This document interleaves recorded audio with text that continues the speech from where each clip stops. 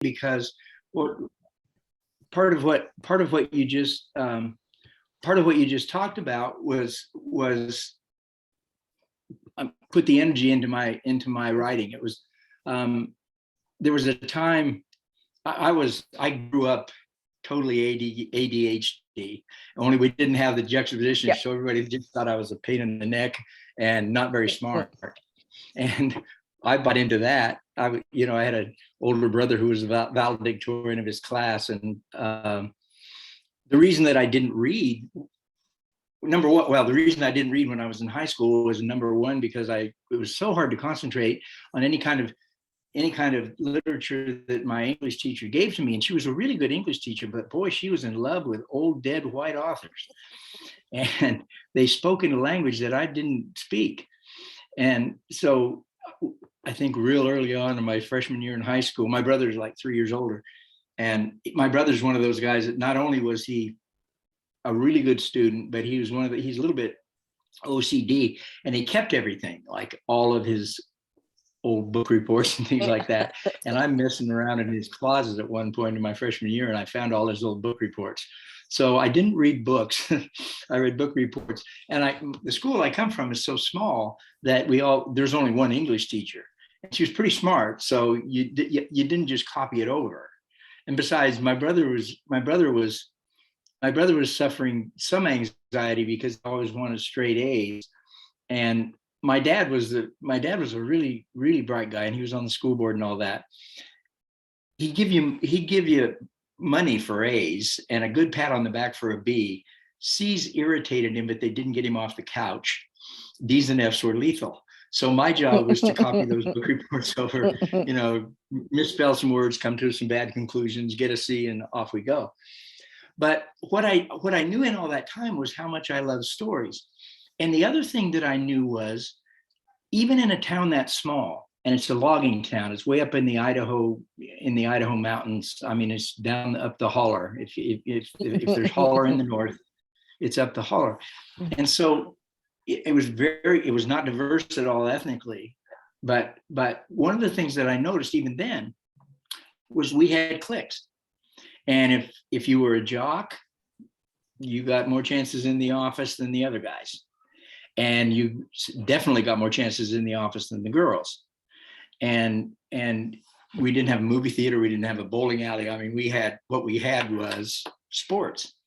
And what I started to recognize, I worked in my dad's service station when I was in high school. And one of the things that I noticed was my dad had this deal that it was something that we always did, was that we stayed open 1 hour later than any other business in town, and particularly any other service station. There were like 3 service stations.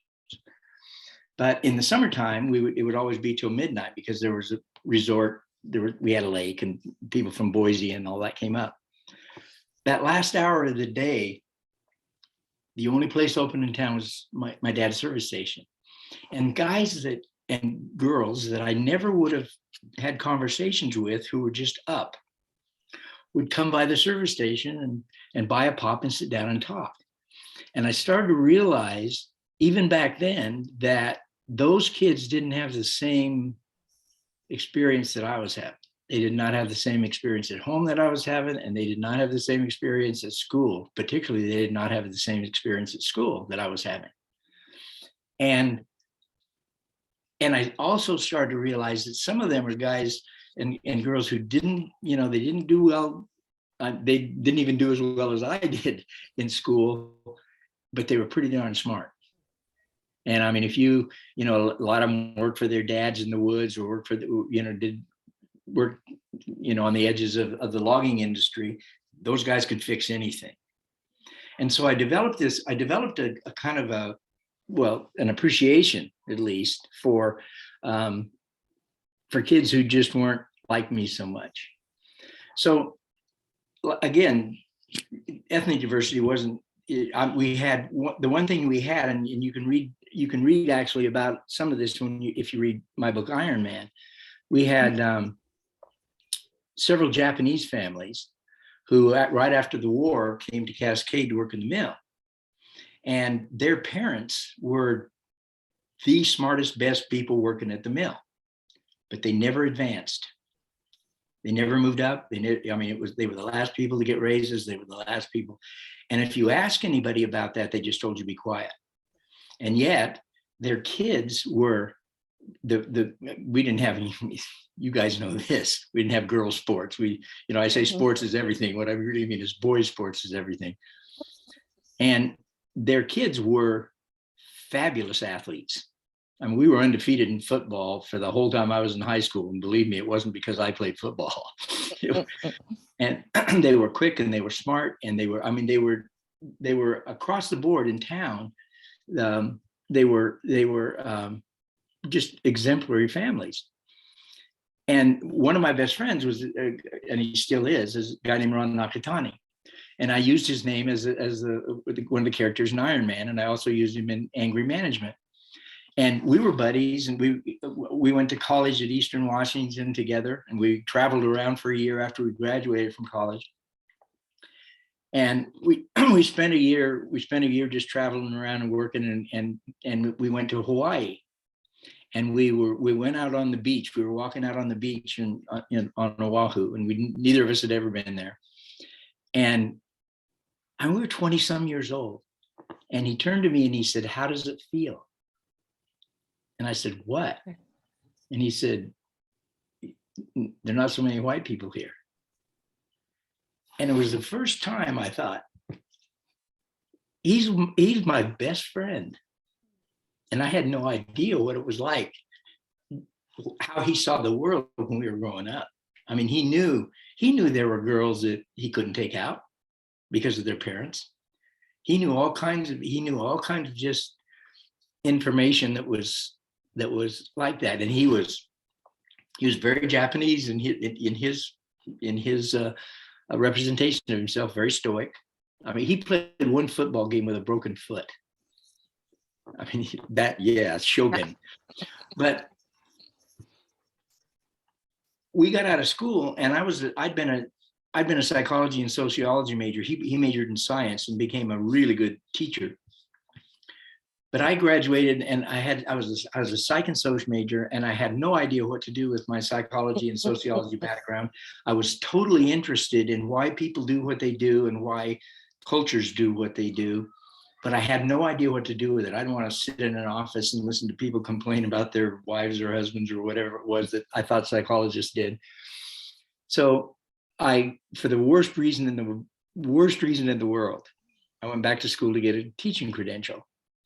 Well, I got the teaching credential. What I didn't realize is if you're a psych and soc teacher or a psych and soc major, that doesn't make you an English teacher. That makes you a social studies teacher. And I tell people now, I still owe money back to anybody that ever took geography from me. But as I say, they'll never find me because they took geography from me. But I was also the front end of the baby boomers. So when it came to looking for jobs, I mean, there were at least 25 other people applying for any teaching job, and 24 of them were more qualified than I was. But it was kind of it was the front edge, the leading edge, I think, for alternative schools. And I went from the Northwest. I went down to the Bay Area in California. Because I heard this girl that I had a crush on in high school had dumped her boyfriend. So I thought I might want to insert myself into that. But what I ended up doing was getting a job in an alternative school. And it was K through 12. And the youngest kid there was like 4.5, and the oldest was 19. And I hadn't written any books yet, but I knew I wanted to. And it occurred to me that I was just in a hotbed of story. Every kid there wasn't making it in public school. Every kid in the middle schools and the high school, they'd all been kicked out. So everybody had a story. And when I took the job, I took the job out of desperation. I thought I'll do this for a year or so I'm running into kids that are just brilliant. And I'm in the Bay Area, I'm in Oakland. It's one of the most diverse cities in the country. I am absolutely out of my element. And at one point, the one insight that I had that saved my life, I'm sure, was I knew that all the tricks that I'd learned in teacher school had already been tried. Because, and at one point, I remember going to this amazing kid. His name was Michael Brown. He was a junior. He was a black street kid. He looked like the cliche, but he was so, I mean, he was smart, and nothing got past him. And at one point, he could be pretty intimidating. And at one point, I went up to him. I said, Michael, I said, if you and I don't pull this off, we both fail. And I don't know about you, but man, I don't want to fail again. You got to show me how to teach you. I mean, what do we do when you get so pissed off? And he said, just let me leave. Just let me walk away. And I said, tell you what, I'll let you walk away if you promise to come back. I always come back, right? And all of a sudden, he was this guy. And I remember the first day he came in, I heard him down the hall, and it was right before I was the director. And I heard him down at the other end of the hall, looking around the hall when he first came in. He said, man, I've been thrown out a lot better places than this. And I went down to him and I said, you can't get thrown out of here. And he said, what? And I said, I might have to send you home, but if you're gonna get thrown out of here, you're gonna have to slow yourself up. And it came from a direction that he hadn't heard before. And pretty soon, within a year, I remember this new kid coming in, and he said something like the same thing. And Michael was down there, and he said, man, don't do that. He said, you can't get thrown out of here. You have to. And he became an ambassador, I think. And God, you would send him down to the grade school, and he would pick out the kids that just didn't have a prayer. And just because he took interest in them, they felt special. Boy, you just sent him into that world. And so the whole idea of education, I mean, it was turned on its head for me. And after the third year that I was teacher, we were having the end of the year teachers meeting. And the end of the year teachers meeting was, we went out with the kids were all gone, and we went out on the deck with like 2 cases of beer. And I had to go to the restroom, and when I came back, I was the director because nobody wanted that job. But then, so I did that for about 10 years, and it was fascinating. I mean, it was a very, very low paying job. I wasn't going to be able to do it forever. But I came back up to the Northwest, and I didn't know what I wanted to do. And I ran into I took a job that I didn't even know what it was, which was the coordinator of a child protection team, which is just a volunteer group of people who listen to the hardest CPS cases and make recommendations. And out of that, I went into the mental health center and started working as a therapist with child abuse families. Now, I've written one book, and I've already been really, really, really kind of turned on my ear at the alternative school. And I'm starting to write my second book, and I'm hearing stories about kids who are standing up under pressure that would have crushed me. And they're kids that are in trouble at school, and they have depression, and they have suicidal thoughts, and they have eating disorders, and they have carving disorder. I mean, just every possible thing that you can think of, trying to inflict pain on themselves just because that's the kind of pain they can control, instead of the pain that they can't. And at the same time, because you're working as a family therapist, you're working with parents, the good ones at least, who have done horrible, really shameful things to their kids, but they're going to hang in there and try to make a change. And it changed my idea of what heroism is. All of a sudden, I was seeing both adults and kids, like I said, standing up under pressure that would have crushed me. And you can't take a therapy session and turn it into a book unless you have a really good lawyer and no ethics. But you hear one story, 5 stories, 50 stories, and the truth starts to float. And that truth is the similarities of how people under awful conditions and who are responding with all kinds of mental illness and mental issues, at least, are responding and coming back and coming back and coming back. And I remember that I'd written 3 books, and Stoughton and The Crazy Horse Electric Game were the first 2 books that I wrote while I was being a therapist. And they were, the Crazy Horse Electric Game went back to the days that it went back to the school that I taught down in Oakland, but it also, I was pulling characters in from all around me. And one of the things about this whole process for me was that what I found out about my own ADHD was that, yeah, my mind bounces around a lot until I get really interested. And then when I get really interested, I just get sucked in. And because the intensity of almost any story that you hear from a family whose kids have been removed, or who, where there's been sexual abuse, and I mean, you just go down the line, you pay attention because number one, you pay attention because the first thing you realize is that you're not so smart and that you do not have an answer.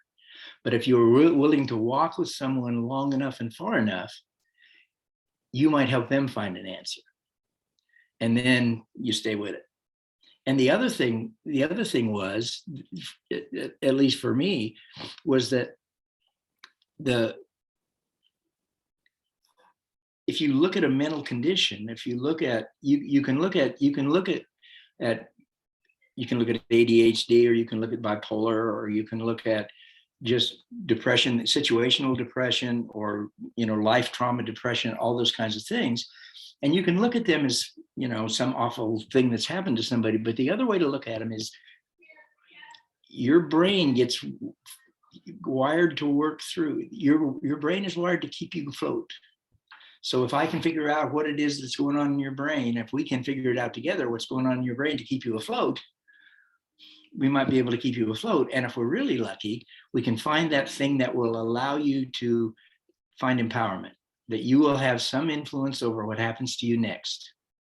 And if, in my world as a therapist, if somebody walked away feeling like they had influence over their own lives, we had been successful.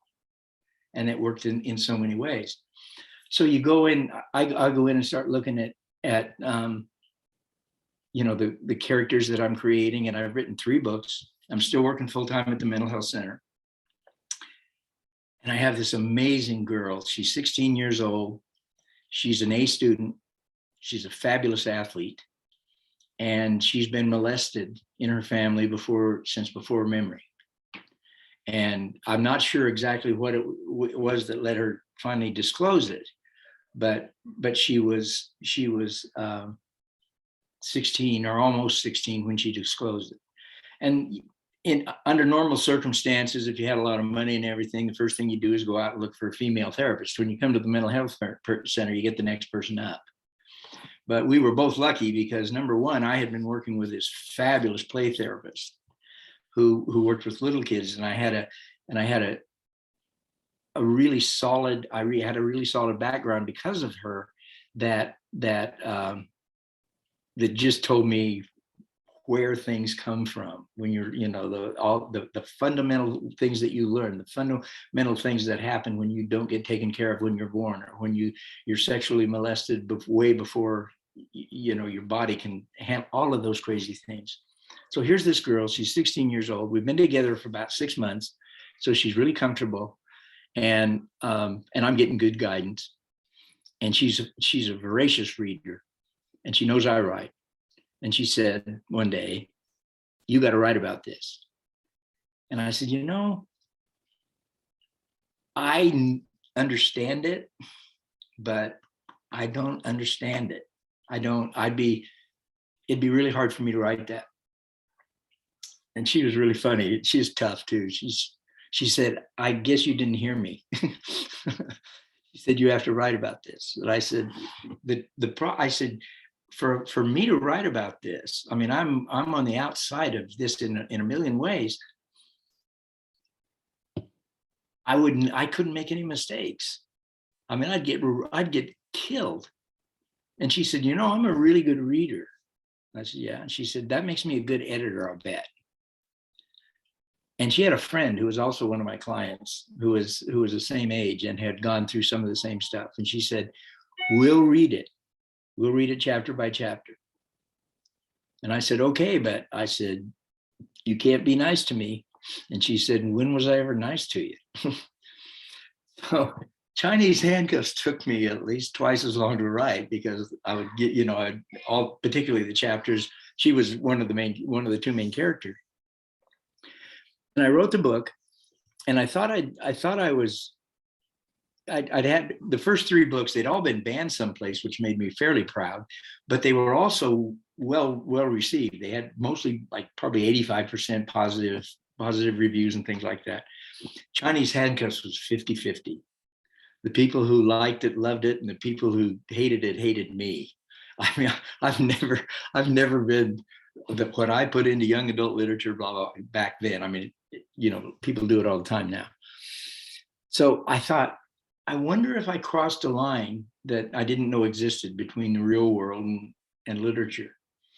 And I'm down in Houston, Texas, and I'm doing a week in some of the Houston schools, and those, all those Texas schools are so big because they never split because they don't want to break up the football team.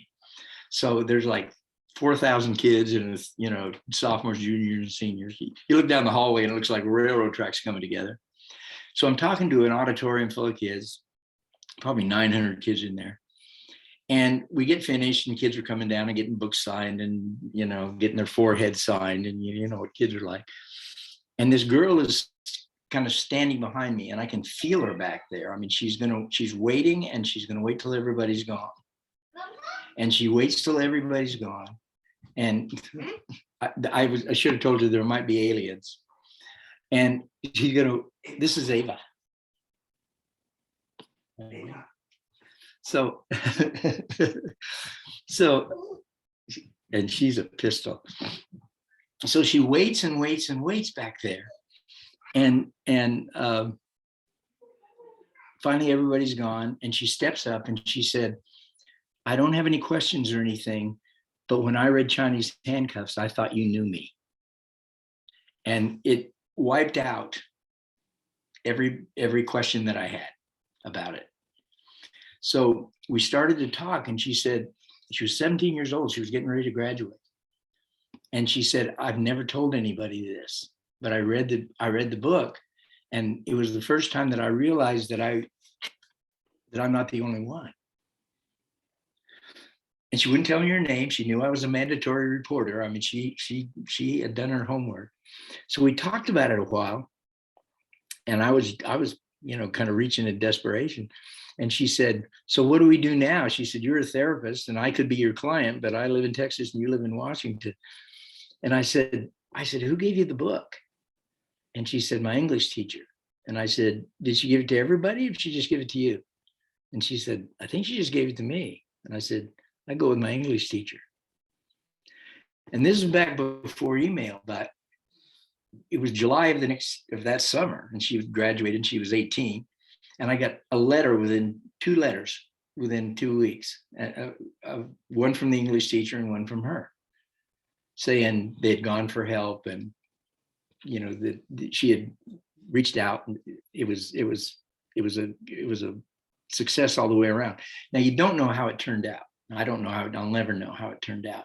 But what I know was, I thought, there's a line here between this girl that said, you have to write this book. And what she was saying was, you have to channel me and write this book. And some kid picks it up in Texas and starts to realize that there is a group of human beings out there who are doing exactly the same thing I'm doing. They are excelling all over the place out here in academia or in sports or in music or something else. They'll do anything to make you look over here so you don't look over here. And then I start to go back, and this is when I start to realize how the culture is saturated with it. I had a very short period in right after I graduated from college, I did teach public school for a very short period of time down in the Tri-Cities in Washington. And there was a young girl there. She was, I think she was a senior the last year I was there. And her name was Katie Murphy. And Katie was just one of those kids that she was conversant with other kids and adults. Everybody wanted to be Katie Murphy. I mean, she was smart and she was going to a fancy school. I mean, everything. Her dad was a judge. And probably a year and a half after Chinese Handcuffs came out, she wrote me a letter. And I get this letter and she said, "I'll bet you didn't know this was going on in our house." And when it came out, her dad was a judge. I mean, everything just blew up. And then I went down to a teachers conference in Boise, Idaho. And a girl that I'd gone to school with in Cascade was a teacher down there. She was an English teacher down there. And she picked me up at the airport. She was going to show me around and introduce me and all that. And I find out that, her dad was our milkman. And I find out that that's the thing, that's the thing that's been going on in her family, that I grew up in it. Everybody grew up in it. And that there are these pockets of human beings out there that have responses to their environment and responses to the craziness that goes on in humanity. And they're isolated because they're afraid to say. You're taught to be ashamed. You're taught as a kid, it's biological that you believe that the things that happen to you are your fault. And then when you get told that they're your fault, because by the person who's causing it, there's these entire groups of people who have felt crushing loss and who have felt horrible shame for things that they had no control over. And they are out there without an anchor, without something to hold on to say, we are a group of human beings who are responding in this way. And when you go back and you look at all kinds of mental health issues. You look at, and some of them are considered mental health, disorders like bipolar and all of that. But some of those things are really hard to diagnose because it's real hard to see the difference between like a kid with ADHD and a kid with just horrible anxiety, or all kinds of, how do you separate certain kinds of depression and where that depression comes from? And there's situational depression, and then there's life trauma depression. And they're very different things, but they're often handled in the same way. And to me, this all goes back to, basically the theme of what we're talking about. It goes back to story. And it's crazy. One of the things that I recognized fairly early on, and partly because I remember myself as a student as much as I remember myself as a teacher or anything like that, but I finally started telling teachers and kids, I said, listen, if you ever get into, and particularly to the students, I say, if you ever get a question on a test or anything like that, you've read one of my books and people say, well, what was Chris Crutcher? What was he thinking? What's the theme of this? What message was he trying to get across? There's one answer to that question. And that answer is, who cares? What's really important here is what I get. If I pick up Whale Talk, Chris Crutcher wrote that 25 years ago. The people who read that book 25 years ago are going to have a different response because they live in a different time. They're human beings. They're going to have the same senses of loss and all of the things that go on in Whale Talk, the racial things, but the emotional things and all of that. It doesn't matter what Chris Crutcher meant. The minute he writes that book, the minute they publish that thing, it doesn't belong to him anymore. There's nothing he can do about it.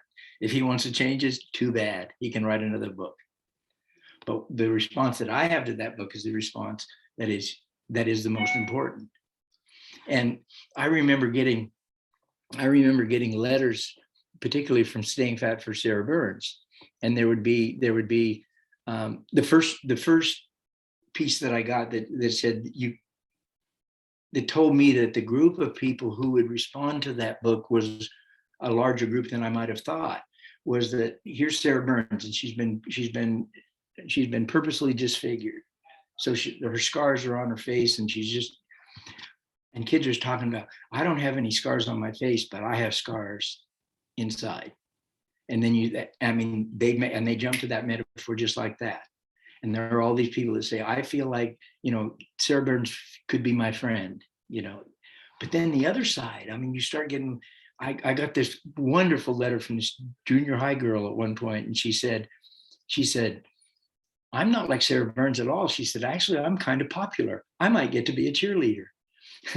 But she said, I think I might be one of those people who would have treated her like that before I read the book.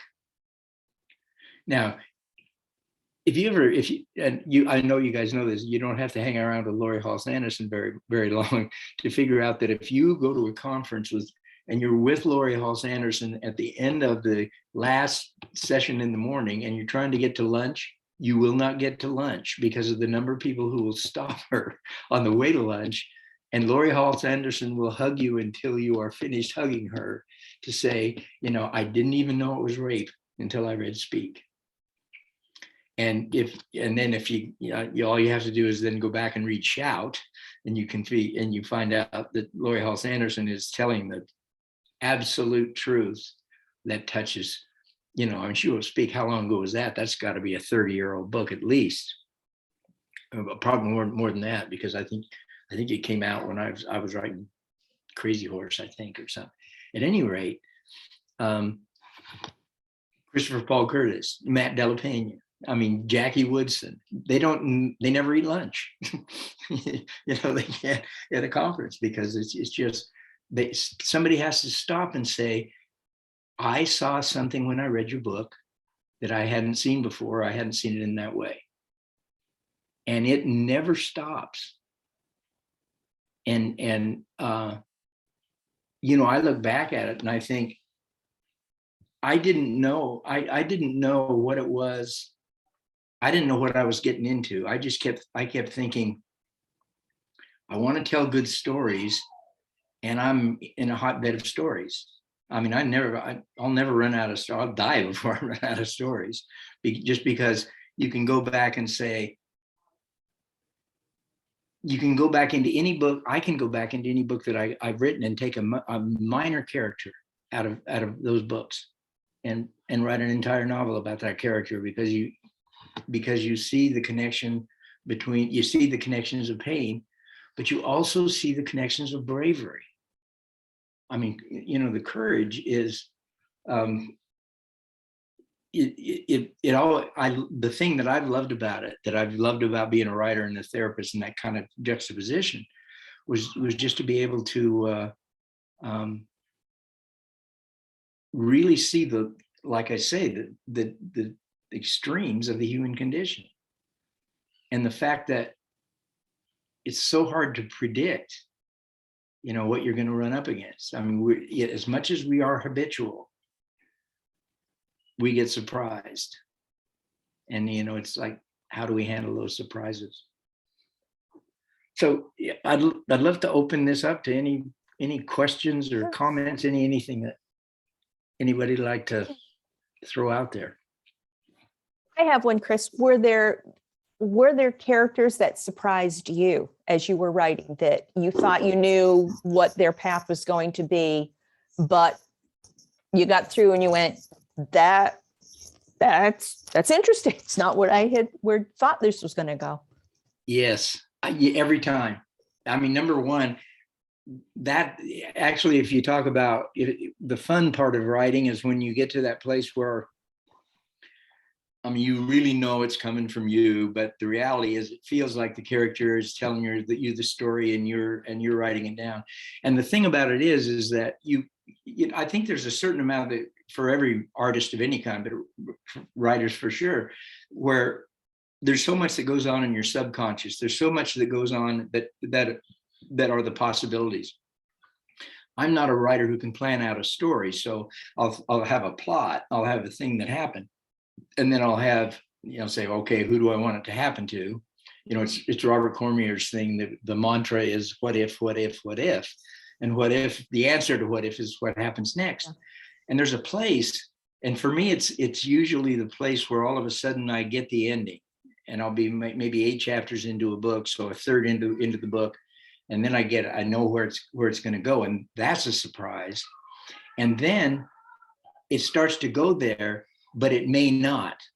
But at least it has direction at that point. But you get out there someplace. When I wrote Whale Talk, I got to this place where I thought there was that book is so loaded, but it's loaded with, I mean, there's this little girl character who is just fundamental, and she's a real kid. She's a kid who said, if you ever want to write a story about me, do it. She said that when she was 16, and I knew her when she was 5, and she signed off on it. And when I added her into the book, and all of a sudden it took a different, I mean, I had to go back and edit like crazy on those first 8 chapters, but I got to this place, and the main character is just he's got a whole bunch of kids that don't have anything going on, and he's got them on a swim team, and he's going to get them leather jackets. That's kind of the push of the story. That's the upper plot line. And I get to the end of it, and there's this great place at the end of the story where this mentally challenged kid gives the main character his dead brother's leather jacket. And I got to that place, and I thought, whoa, God, I didn't know that was going to go there. And I thought I was finished. And then I remembered that there had been the book takes place very close to a neo-Nazi fort that actually exists about 40 miles from what we used to. It's gone now, but it was there for about 40 years, about 40 miles from where I live. And the meanness and I had worked with some of these guys in family therapy. The meanness of that white supremacist stuff it's toward everything. I mean, there's the meanness that goes with that. I mean, it's pointed toward anybody that isn't white, but it's also nasty on your family. And it's just, I mean, you can't be that kind of a human being and have some wonderful, decent streak inside you. It just doesn't happen. At least I've never seen it. And at the time that I wrote the book, the Randy Weaver standoff over in Idaho was going on. Randy Weaver was a white supremacist, and he was living up in the hills, and they were gathering guns up there, and the FBI went up, and the ATF went up, and there was a standoff, and people got killed. And there was a guy down in Arkansas who read about it, and he got on a bus, and he came up, and he was going to come all the way up to northern Idaho to support Randy Weaver. And he was in the Spokane bus station, and who knows what he was thinking all the way up there. He's in the Spokane bus station. He has to change buses to go on this little bus up into northern Idaho, and a mixed race couple is walking through the bus station, and he shoots them. And I mean, that is the level. And when it happened, luckily he wasn't a very good shot. He didn't kill him. He wounded him. But it happened as I'm get right toward the end of the book, and I thought, this book isn't finished until I address that, because these white supremacists have been there the whole time, and my experience with them and with a whole lot of really controlling men, is that you don't mess with my philosophy and you don't mess with my family. And we were messing with both. And so I ended the book. All of a sudden, the book took 2 more chapters to this place that was not so happy, but I couldn't not do it. And I didn't know that it was going to happen until I was right at the end of the book. But the thing about it is, and I think a lot of authors will tell you this, the more, I mean, you spend so much time trying to make your story real, even if it's science fiction or fantasy, it still has to be real within the world you create. And you spend so much time paying attention to the details about human behavior, because you know that those details are going to be the things that people can connect to, that they, oh yeah, it's like I tell people all the time, I love to make you laugh, I love to make you cry. But what I really like is if you're reading my book and I just see you nod, like, oh yeah. And that's the piece that gets the book to just kind of take off by itself. And at the end, you look and you look at your characters and you think, I know those characters as well as I know a lot of human beings that I know. There's your ADD answer to a really short question. I could follow it. I could follow it. Anyone else have some questions? Go ahead, Nicole. Hi, so I haven't yet read one of your books, but I'd love to maybe begin or start somewhere with them, especially because they deal with like real, like mental health problems that I think should be brought more into like the scope of like just not only ourselves reading that and becoming aware, but like encouraging students to become more aware of it. So as someone who hasn't yet read one of your books, where would you recommend maybe starting? Like the best starting point? For what you're asking about, I think Staying Fat for Sarah Burns Yeah. is a really good place to start, because it really does address the mental health issues and the those kind of places that you can go to find strength to survive situations that seem unsurvivable. A real interesting thing to me is I had I guess 16-year-old girls have been the advent of a number of stories. When I was writing Sarah Burns, it's this girl who's been disfigured, and I'm looking around for a character who's just tough as nails, and I can't quite. I have a voice for the guy who's going to tell her story. He's the narrator, but I don't have Sarah Burns' voice at all. And I ran into this.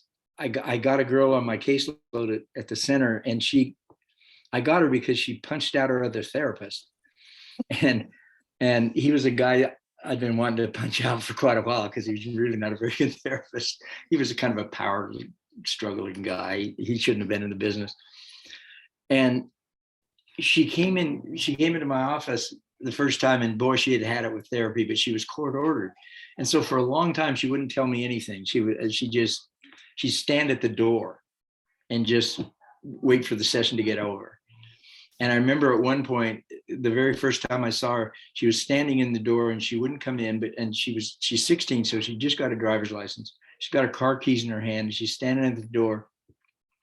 And I'm asking her questions, and I'm trying my charming self. And I think if I'm any good at this at all, I can get her all the way into the room before the end of this first session. That's all I want. I just get her in the room. We go an hour. She gives me one word answers: yes, no, yes, no, yes, no, and then a 3-word answer: are we done yet? What I noticed is she's got her car keys, and she's wearing jeans, and she's digging at the seam on the side of her jeans. And by the time we're halfway through there's a rip in her jeans, and then I see the tip of the key is red. I mean, she's digging into her leg, and she can't even feel it. And by the time we get to the end, she's almost down to the knee. And as I didn't get her in the room, and I said, well, we got to wrap it up. I said, are you pissed off at me? And she said, no. And I pointed out what she had just done with her car keys and stuff. And she looked at it, and she told me to do something that's actually anatomically impossible to do. And she threw the keys at me and ran out of the room. And I thought, I did it. She's got to come all the way into the room to get the key. Well, and then we went several sessions, and she would just approach. And then when she found out that I wasn't the same as she came in, she had the toughest voice.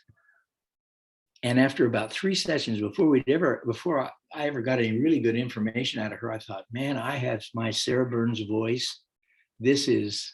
Now I still know her. She's like 52 years old, I think now. And we have breakfast every once in a while. We talk about it. And she loves that she's the voice of Sarah Burns. But anytime I think of the character Sarah Burns, I think of Brenda. Because I mean, like, I'm not scarred on the outside, but boy, she was scarred all over the place on the inside. And it was a perfect, it was a perfect fit in terms of, I mean, the fun of being a fiction writer is to be able to throw situations and people together. And I look at her and I think, she was cutting on herself at some point. She had eating disorders at some point, all those things. She gets to be 30 years old. She was a really, really fabulous athlete. She's 30 years old. She got herself scholarships to 3 different colleges, finally got herself through, I didn't think she'd live to be past 21. Got herself scholarships, got her BA. 30 years old, she goes to a bike race, a mountain bike race over in Seattle. And it's a 2-day race. And at the end of the first day, she feels something wrong in her legs. And by the end of the weekend, she's technically quadriplegic. She has this really aggressive MS. And I thought that was it. I mean, I thought, we'd always use physical stuff to go from here to here. She took on rehab like it was the Olympics. I mean, I thought she didn't have a chance. He's coaching for years, coached soccer from a wheelchair, took on foster kids, some of the toughest foster kids in the world, because there's nothing you can trick her. You cannot get past Brenda. Bring your best story, she will take you down. And within that, and this was to some degree true of the character of Sarah Burns, is that you get a look at all of those mental struggles, and at least walking away from writing it, and some of the kids who read it, they get to embrace their anger. Anger, gets you in trouble at school, gets you in trouble with your friends, blah, blah, blah. But sometimes it saves your life. And that's the thing. It's like, if I can channel whatever possibilities I have for survival skills, then I can get to the next place. And when you look at Staying Fat for Sarah Burns is the toughest kid in the book, and the narrator isn't. And what he walks away from is from having been connected to Sarah Burns, he never would have found any place else. He would have always been a scared kid that was overweight, that was afraid of his own shadow. And she just wouldn't have it, because, and I've seen this so many times, the toughest kid with little kids, the toughest kid it was a preschool thing that I was working in. The toughest kid in the place picks on the weakest kid in the place, not because they're a bully per se, but because they hate weakness so much that they stomp it out, because when they show weakness at home, the hammer comes down on them. And that's what you see in Sarah Burns. It's like, I cannot afford to let you be weak. I can't have that, or it's kryptonite to me. So that's, again, an ADD answer to a really short question. But Whale Talk will give you some of that same, I mean, almost all of mine, because so many of my books come from that, all that time is, working with families and being, just knocked over by people's courage, that you can find a lot of that in most of my books. Thank you so much. I'll definitely check those out. So is there something in the pipeline? We've got 8 minutes left. So is there something in the pipeline? There are 3 things in the pipeline. One is kind of a funny book, and 2 of them are finished. I just have to go back and do a lot of editing. One of them is a book about a young guy. It's a little bit of a departure. He's 14 years old, and he gets a scholarship to this really elite writing camp in the East Coast. His teacher and his mom have found he's got a couple of essays and a couple of short stories that are just fabulous. And so they without his knowing, they turn him into this really elite writing thing, and he gets a scholarship to go. And so he's got 6 weeks on the East Coast. He lives in Washington. He's on the East Coast with this wonderful writing thing, except he didn't write them. He wants to go to basketball camp. And he can't tell anybody he didn't write them, because there goes his English grade. So he's stuck for 6 weeks with all kids who want to be great writers, and he knows nothing about. So, and I have PTSD, but I wrote that. The second one was I started writing this book not too long after the Sandy Hook shootings, and one of the reasons was that my other grandkids live in Hamden, and Justin teaches at Yale, and they're 20 minutes from Sandy Hook, and there was this thing in my mind when that happened. I thought, God, Mia was that age. I mean, that if Lanza goes to the wrong school. And so I wrote a book that is these kids in their history. They were at an opening of a shopping mall, and they were getting ready to visit Santa Claus. And it was just, they were kindergartners and first graders, and the shooter is up on the second story, and he's picking people off. And I started writing the story when the survivors are like juniors and seniors in high school. So they have all those mental health issues that are going along. So I get the book finished, and it's heavy-handed, too heavy-handed. And so I was working on some editing, and then there was a shooting not very far from where I live. And it was a school that I had spent some time out in their library and working with writers. It was outside Spokane. It's a kind of a rural school. And a kid went there with an AR, but he couldn't get it loaded. And he had a pistol with him also. And he ended up killing a kid actually whose mother I knew because she was a social worker, and then shot a couple of other kids with a pistol, but he was not able to get the AR loaded where he could have just emptied the hall with it. And the county sheriffs, on television, the county sheriff said, it's a good thing he didn't get that AR loaded. But when it came down to a town meeting where he and our conservative senator or representative had a town meeting, and it wasn't about guns anymore, it was about video games. So I had a lot of response to that. And then, then 6 months, Stone and Douglas happened. And just because I knew the librarian at Stone Douglas, I wrote and said, you guys got a freebie, I'll fly. And I said, I'll do it next year whenever things get calmed down. But she's wild, and she says, come now. So I'm there within 2 or 3 months. I mean, there's still police tape around there, and you get to talk to some of the kids who were there, and you see these other kids who they didn't want to talk about the shooting. They just wanted to talk about their lives. They wanted to tell their stories. And there were a whole bunch of authors there at the same time. So they were flocking toward the author that told the story that was most about their lives. So that book, I get too much more information. I have to go back and edit some of that.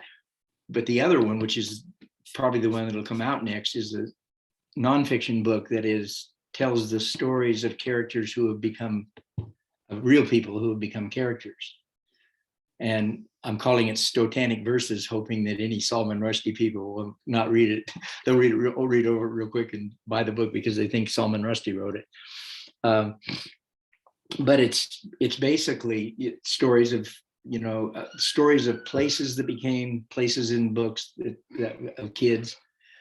And I'm about 2/3 finished, and the balance of comedy and tragedy is pretty amazing. I mean, it's just, and I have conversations going on with the people. I mean, I wanted permission from anybody that I wrote about, and one of the conversations that I have yet to have is there's a guy, he's in prison for the rest of his life for doing a school shooting in 1997. His name's Barry Lukaitis. And he's the one guy that I know of. Number one, there aren't a lot of school shooters who are still alive, but he's a guy who wants to have a voice to say to people who are thinking about it, it's not going to feel like you think it's going to feel. And he's a guy who he got life in prison. He was 14 years old. He got life in prison without parole.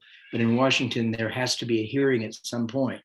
And when his hearing came up to see if the sentence was reasonable, when his hearing came up, he said, if there's anybody who lost somebody in that shooting who doesn't want me out of prison, I don't want to have the hearing. And there was one family who said they didn't want him out. He called off the hearing. He says, I don't care that I was 14 years old. I did it. You don't get to do it. So I really want his voice. So there's a ex-teacher, ex-administrator in that she and I have gotten together, and she's had some conversations with him, and she sent me some of his writings. He's really he's a brilliant kid or guy now. He's in his 30s, and so we're going to use him as one of the, because I mean I have all those stories of, you know, that kind of behavior that have gone on. So those are the, if I can keep my short-term memory, I'll get those books out within the next couple of years. I swear I treat my editor like I treated my sophomore English teacher. I lie like there's no tomorrow about how far I am. You can do, my strategy is to blame COVID right now for everything. It's COVID's fault. Yeah, the second you blow it, you just say, oh, you know, I had COVID and that foggy brain. I'm better now. Yeah. So as always, the hour goes so fast when you are with us. We thank you so much, Chris, for giving us an hour of your time, for your insights. For those of you that have not read his work, I cannot emphasize enough how valuable it is. Like I said, Staying Fat for Sarah Burns is the first one I read, and the first one that disappeared off the shelf. So it is a wonderful way for us to provide mirrors for kids, because there are kids that are struggling and we don't even know who they are. And if education is just in a war right now, and we're either going to get the education right or we're not going to make it.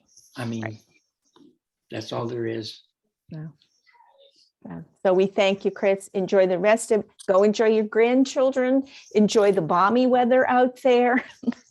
I tell you what, I've heard some really, really good 3-year-old stories. Carol my partner was trying to put Ava, that you saw, to bed, and she was telling her a story, and she was trying to make it a happy ending because it's night and stuff. And she says, and so there's this old man and his pets are all sleeping with him.